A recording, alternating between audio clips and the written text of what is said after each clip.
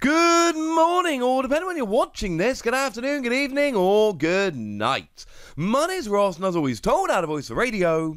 So today, I am back to talk specifically about how one particular store over in Japan has gone and found a really nice, novel way to stop scalpers. And I know that at the moment scalpers are quite a topic of conversation in the Pokemon TCG community, and it's not something I want to talk about all the time because it gets kind of tiresome, but certainly, sharing stories about ways to beat them, etc., that makes me pretty gosh darn happy indeed. For those maybe unaware, haven't been following, etc., when we say scalpers, we basically mean people that buy Pokemon TCG product with the pure aim of reselling it at a higher price than RRP. Essentially, they go into shops and buy all the stock, so that when you go to the shop, the stock isn't available, so then you have to go and buy it online from the scalpers, except the scalpers aren't charging what you're supposed to pay, what the company making the product says you should pay. They are in fact charging significantly higher. Now, obviously, this has been a big issue for new video game consoles like the PlayStation 5, but it's also been an issue for Pokemon cards recently. And over in Japan, the biggest issue has been with Shiny Star V. Now, for those of you that don't know, Shiny Star V is essentially the Japanese version of Shining Fates. It is a set which has many really nice shiny cards, including some real money cards. And when we're talking money cards, we're talking about things like Shiny Charizard V Max, Shiny Charizard V, and Full Art Marnie, all of which are, shall we say, being sold for a rather high price. So, of course, this is a set which is sold out pretty much everywhere, pretty gosh darn quickly. So what essentially happens is a bunch of people run around and go, right, well, now that we know what's actually going on here, what we can do is go and buy all of this product which is selling out, so that we can then go and sell it for a significantly higher price. And you'll see, over on the Facebook groups in the UK, I bought my first box for like 50 quid. They are now being sold on Facebook groups catering to the UK for £120. It's almost a 150% increase that we've seen. The price has been going a little bit nuts. So this store that I am talking about, and shout out to the lovely Primal Lugia over at Poker Guardian for bringing this story to my attention, one that I really love. It is eforum_staff over on Twitter, and essentially what they've done is they've limited it to one box per person. Now, limiting to one box per person is not exactly particularly new or novel. This happens a lot. Scalpers generally find ways around it online. They use bots offline, multiple trips or multiple people, or appealing to the staff's better nature or whatever. That is not particularly new or novel. What is new or novel is, when you buy from this store, they will remove the shrink wrap before sale. There are no exceptions. What that means is that when you buy a sealed box of Shiny Star V, you get a sealed box of Shiny Star V for about 5 seconds, and then it's not sealed anymore. And this is an absolutely genius way to stop the scalpers picking up all of the product. Because you see, scalpers don't have a huge amount of interest in unsealed product. You know who does have interest in unsealed product? Actual Pokemon fans, collectors, etc. Now, don't get me wrong, just to be clear, you can make money off unsealed product. But in order to make money off unsealed product, you have to open all of the packs. You have to have knowledge of the set, including which are the good cards, and then you have to go about selling the cards individually. And honestly, depending on the cards you get in your box, this can be a much better way of actually making money off a Pokemon card than just selling a sealed box. The thing is, selling a sealed box is easy. You pick it up, you go to eBay, or in Japan, they actually still use Yahoo auctions, which most people don't realize was a thing in like the US, Europe, etc. for a few years, but got completely and utterly annihilated by eBay and basically retreated. And as far as I am aware, and correct me in the comment section if I'm missing anywhere, but I am only aware of Japan still being a big country where Yahoo auctions actually still operates. Everybody else seems to have essentially run away.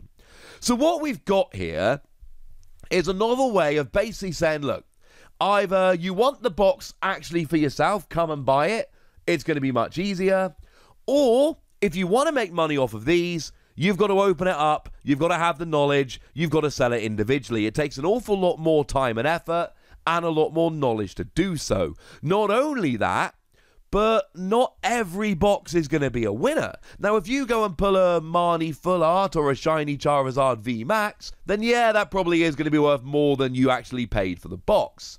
But the random shinies here and there, you'll be able to probably make a little bit, but you're not going to be making a huge profit off them. And when you're opening the packs, figuring out the prices, listing them individually, waiting for them to sell, and then actually shipping them out individually, that is an awful lot of effort that a lot of people, frankly, cannot be bothered with. Buying a sealed box and reselling it, you buy the box, you go home, you list it on the auction website of your choice, and then you ship it out when you're done. It is quite an easy thing to do. And I love that this shop has actually gone around and done this, and I love that they found such a novel way to get around it. If you are just buying the box for yourself, this doesn't matter, because you are probably going to go home and open it and see what's inside anyway.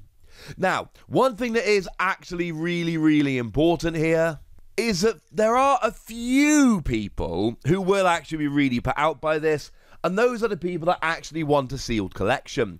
Those are the people that want to buy sealed booster boxes not to reflip them, but to actually have a collection of sealed booster boxes for the future, etc. For those people, yes, this is just a bad thing, but the amount of people that genuinely want to keep a sealed box collection compared to all the people that just want to buy and the scalpers, I really do think is such a low number that unfortunately, as much as it does suck for them, I think it's kind of a necessary evil. Now, one of the other really interesting things that we need to mention about Japanese Shiny Star V is that God Packs exist. For those of you that don't know, God Packs are essentially packs where every single card is a shiny or better, where the individual packs are just absolutely over the top nuts. And what's really interesting here is that obviously they can be weighed. Now, generally speaking, every pack of Shiny Star V has 2 holos and a V or V Max, and then there might be full arts and shinies and all, etc. But it basically makes the packs almost impossible to actually weigh. But with the God Packs, what you're essentially doing is taking out a bunch of regular cards and replacing them with shiny cards, and obviously that's not really going to... That's not going to be difficult to figure out. I mean, the example on the screen here, you've got 2 shiny Pokemon V, 1 shiny Pokemon V Max, and 7 regular shiny Pokemon. So that pack is going to be significantly heavier than your average pack. And that means that if you're being sold an unsealed box of Shiny Star V, you can almost guarantee that there won't be a God Pack. Now, that might not matter. I opened 2 boxes for me personally, and 1 for the box breaking in with the lovely folks over at Cardex, and none of those 3 boxes had a God Pack. God Packs are incredibly rare. The chances of buying a box and getting a God Pack are, in fact, extremely low. But does that mean that we're happy to just guarantee that we don't get one? Maybe. Maybe you're absolutely all right with that. But it is something that I find kind of relevant and interesting, and something that we should probably be a little bit aware of. So, this is kind of cool. It's good because it almost guarantees that the stock is going to stay on the shelves for the people that actually want it. It is going to be bought by people that actually want to buy it for themselves. And it means that if people do want to resell, they've either got to resell at a lower price because it's unsealed, or go to a lot more work to resell the individual cards, which lazy scalpers often don't want to do. And I know this is one little card shop that's not selling online, or at least not selling these online.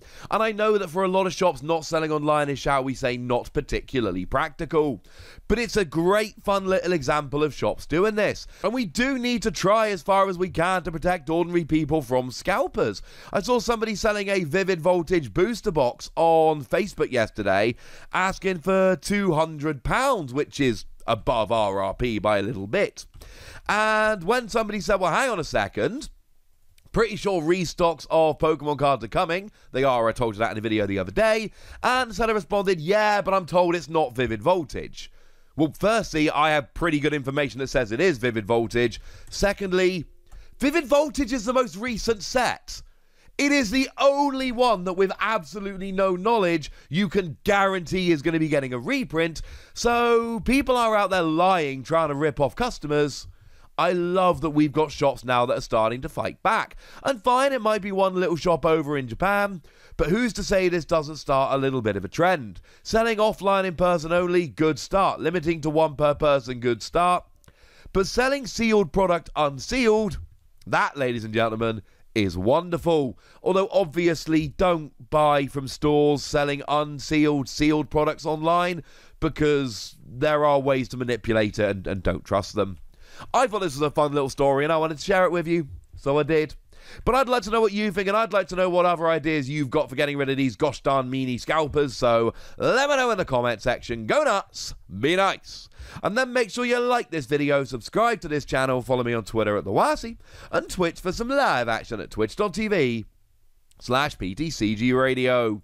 If you want to support the channel, get some bonus podcasts and all that good stuff, head on over to patreon.com/PTCG Radio, where you can do exactly that. But by far the most important thing, as always, look after yourselves till next time, would ya? Thank you very much for watching. My name's Ross, and you've been watching PTCG Radio.